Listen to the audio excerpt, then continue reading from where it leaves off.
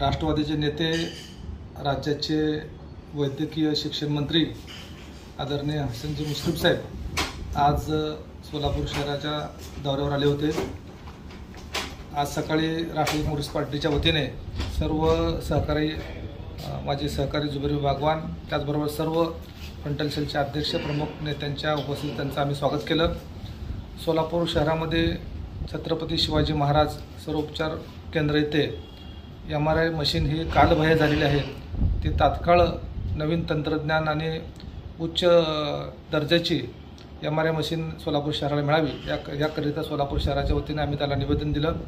त्याचबरोबर सोलापूर शहरामध्ये अनेक कंपन्यांचे मालक हे CSR फंडाच्या माध्यमातून सिव्हिल हॉस्पिटल येथे अनेक सुधारणा करण्याकरिता ते तयार आहेत, परंतु त्याला शासनाच्या दरबारी त्याला मान्यता मिळण्यासाठी दिरंगाई होत आहे। त्यासाठी आम्ही त्या संदर्भात निवेदन आदरणीय मंत्री महोदयांना दिलं।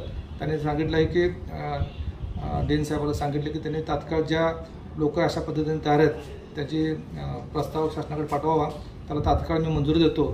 त्याचबरोबर MRI मशीन संदर्भात देखील लवकरात लवकर ते MRI मशीन आपल्या सोलापूर शहराला उपलब्ध करून देतो, अशा पद्धतीची सकारात्मक चर्चा आदरणीय मंत्री महोदय यांच्यासोबत झाली।